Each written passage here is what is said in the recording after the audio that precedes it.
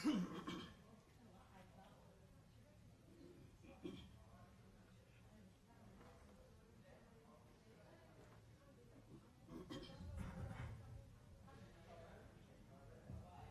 الله وملائكته يصلون على النبي يا أيها الذين آمنوا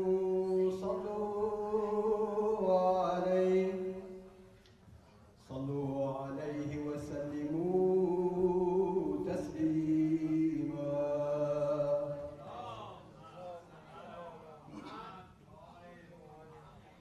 سبحان الله والحمد لله ولا إله إلا الله والله أكبر ولله الحمد.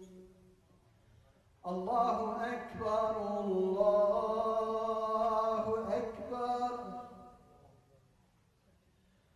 الله أكبر الله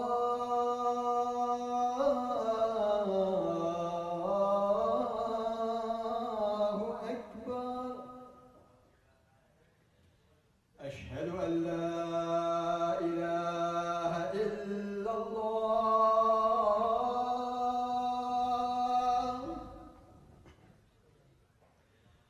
أشهد أن لا إله إلا الله.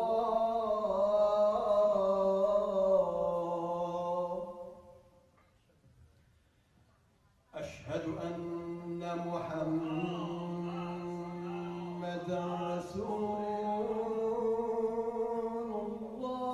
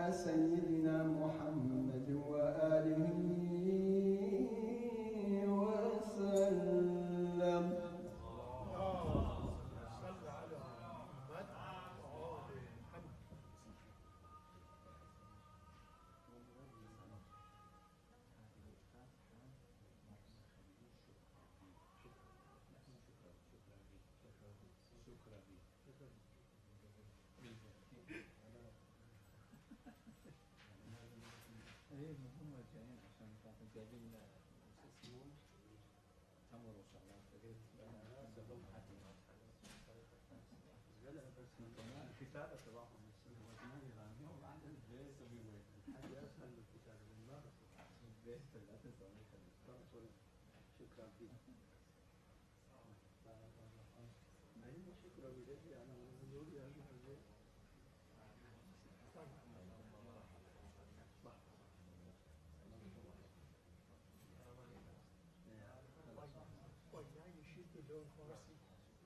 Not right. Your wife don't teach you. She's not. Maybe teach you Isfahan, you know. I know, that's what I mean. Betche. Isn't that? You know, that's what I learned. Not right. No, you gotta tell them.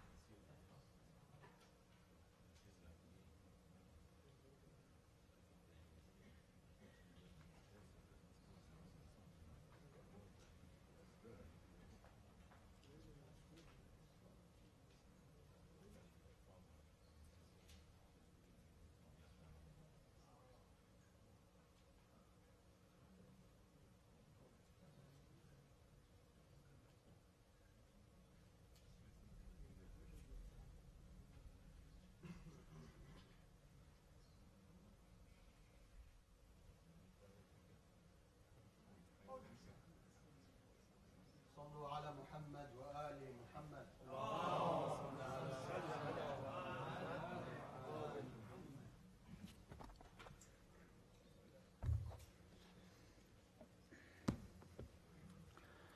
السلام عليكم ورحمة الله وبركاته. بسم الله الرحمن الرحيم. الحمد لله رب العالمين، نحمده ونسبحه ونقدسه على آلائه ونعمائه، ونشهد أن لا إله إلا الله وحده لا شريك له، إلها واحدا أحدا فردا صمدا حيا قيوما، نؤمن له بالربوبية ونقر له بالعبودية، من يهدي الله فهو المهتدي ومن يضلل فلن تجد له وليا مرشدا ونشهد أن سيدنا محمدا عبده ورسوله أرسله بالهدى ودين الحق ليظهره على الدين كله اللهم صل وسلم وزد وبارك وترحم على محمد وآل محمد كما صليت وسلمت وباركت وترحمت على إبراهيم وآل إبراهيم في العالمين إنك حميد مجيد وصل اللهم وسلم على خلفائه وعترته وأهل بيته عباد الله أوصيكم ونفسي بتقوى الله عز وجل أعوذ بالله من الشيطان الرجيم بسم الله الرحمن الرحيم سبحان الذي أسرى بعبده ليلا من المسجد الحرام إلى المسجد الأقصى سبحان الذي أسرى بعبده ليلا من المسجد الحرام إلى المسجد الأقصى الذي باركنا حوله لنريه من آياتنا إنه هو السميع البصير صدق الله العلي العظيم وصلوا على محمد وآل محمد.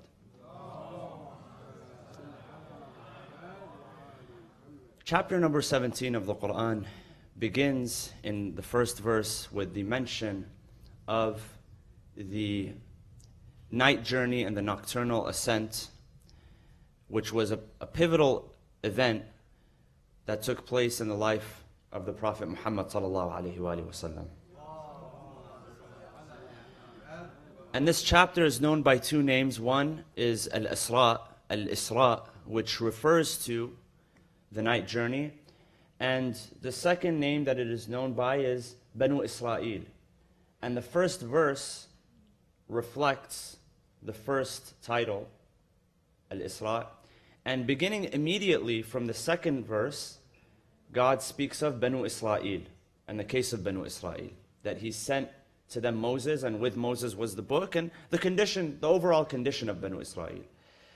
So even though only the first verse mentions the Isra,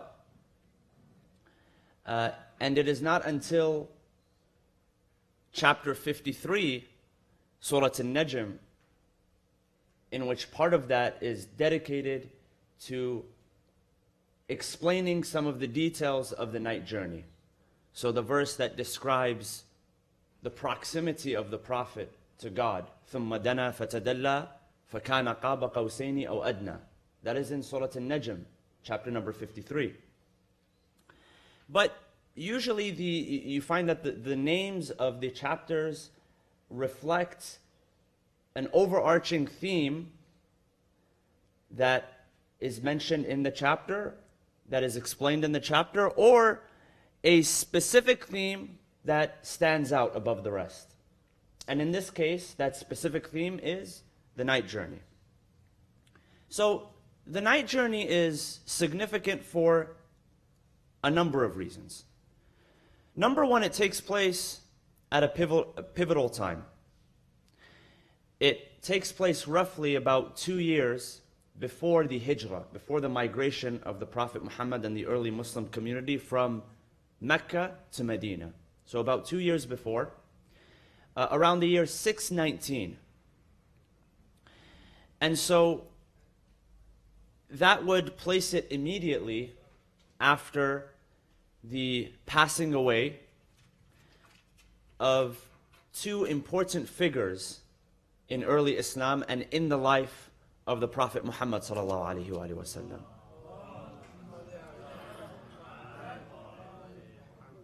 And those two figures are Khadija, his wife, his first wife, that supported him with her wealth that she had accumulated, that she had earned.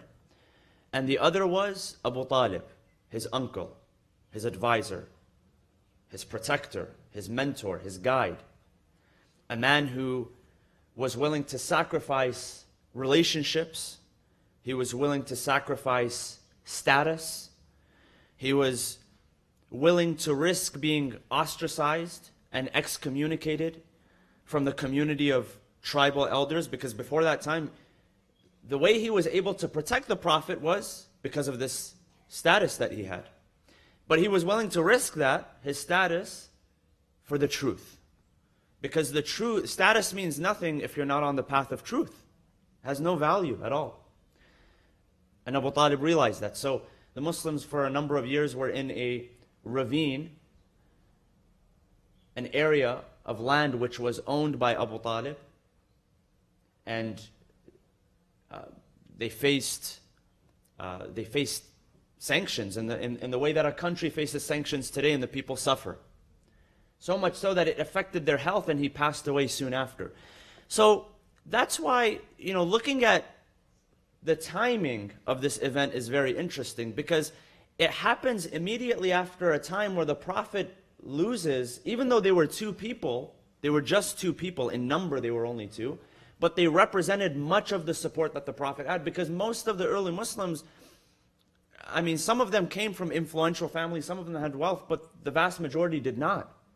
The vast majority actually came from the disenfranchised level of society. People who really didn't have much. In today's terms, the blue-collar people. So he had lost a lot of support, and if you look at it in this way, it shows that it's so pivotal, it's so important that God shows him those signs, because when we read the story of Isra, it's all about the Prophet seeing the signs that he was teaching people. So many of the early chapters in Mecca, they speak about what? They speak about heaven and hell. They speak about the afterlife. They speak about the end of the world. And so the Prophet, after introducing these concepts to the Muslims, was able to see it or witness it on a first-hand basis, and then come back and relay everything that he saw to the community. Because the community was curious. Ya Rasulullah, what did you see? How was that experience? And it's interesting because from those early days, you find a dispute among the companions about whether the Prophet experienced something that was only spiritual, or was it also a body experience as well? So the vast majority of commentators who later came in retrospect and looked back, they said that no, it was a bodily experience as well. That he physically saw those signs. And what's interesting is that it happens outside the realm of ordinary time. See, when we look at time today, there's a past, a present, and a future. And everybody has 24 hours in a day. There's nobody that has 25 or 26 or 48 hours in a day.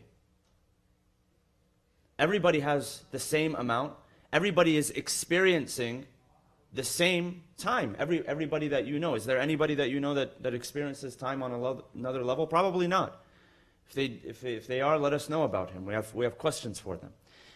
But it happens outside the realm of what we consider ordinary time, which is the 24 hours in a day, the 365 days in a year, or 355 on the Hijri calendar. In that the Prophet is taken from Mecca to Jerusalem, and then and that's what we refer to as the Isra. So you have two things. You have Sayr, if you've heard the word Sayr. Sayr is journey during the daytime. Isra is journey during the nighttime. So you have the Isra, which is the first leg of the event, the first journey, the first part of the journey. And then the second part of the journey is the Mi'raj, which is the nocturnal ascension. And when the Prophet comes back, the commentary says that the door is still swinging off the hinge, or the chain is still swinging off the hinge, meaning that it happens outside the realm of ordinary time. And of course the Quran alludes to some miracles which have to do with the adjustment or the folding of time or space-time, such as the event that takes place and described in the case of the Prophet Sulaiman, where he asks the people around him to bring to him the throne of Bilqis, the queen of Sheba. And it happens within the blink of an eye. And how that happens is through the folding of space between the two distances. But you don't see much of this happening, and that's why commentators at that time, or companions, they had so many questions. Because it's something that was so unordinary, so some of them would say that, okay, well, was his body involved as well? Because it couldn't have been his body, because we don't know anybody that has been able to teleport or fold space-time or whatever. And so that's why those questions come up in the first place. But most commentators say that it was also a body experience. So what happens is that the Prophet, he quote unquote, he comes into close proximity to Allah subhanahu wa ta'ala. ثُمَّ دَنَا فَتَدَلَّى فَكَانَ قَابَ قَوْسَيْنِ أَوْ أَدْنَى. He came close and he was the distance of 2 bow's lengths. And at that time, you find that different people in different languages measure things by something which is common to them, something which is understood to them. So if you told an Arab during that time 2 bow's lengths, they know what the distance is because everybody had a bow and arrow or a shield and a sword. So it's a common item that's used. And so when he came back, that became a major rallying point. Because the Prophet, not that he didn't believe before, he absolutely did believe. At every stage. In fact, even we believe that when the Prophet first received the initial messages, he believed. But why did he have that reaction where he went home and he asked to be covered? Because even though he believed in it, the message was still a very heavy message. And so it did affect him. It affected him psychologically, it affected his enthusiasm. So when he comes back from the journey of the Mi'raj, after seeing the heaven and hell on a first-hand basis, witnessing it. And some narration said that, of course, the Prophet was a man who would constantly smile and greet people in a very warm manner. You see, some people, they never smile throughout the day. The Prophet, it said that he was always smiling when he was greeting people. But it said that after he saw the hellfire, he never laughed with a loud voice, ever. Because he realized what he had witnessed. He realized what he had seen, how heavy it was. And so he came back and he described to because the companions, they wanted to know, Ya Rasulullah, what happened? What was your experience like? I mean, you had an experience that nobody else has been able to experience. And he tells them about his experience. And they say to him that we want to experience what you are experiencing. How do we get a share of that experience? And that's when the Prophet told them that if you want to experience what I am experiencing, establish the daily prayer.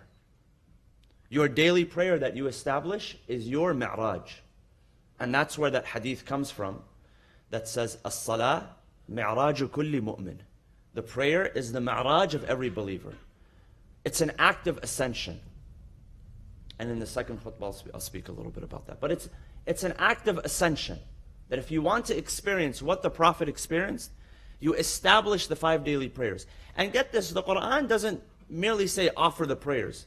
Because most of us, throughout our day, we're just offering our prayers. The Quran always talks about establishing the prayers. الَّذِينَ, not الَّذِينَ يُصَلُّونَ, الَّذِينَ يُقِيمُونَ الصَّلَاةِ. Iqama. Iqama means to establish, to firmly root something. So that prayer is not just an arbitrary act. And for most of the time, it's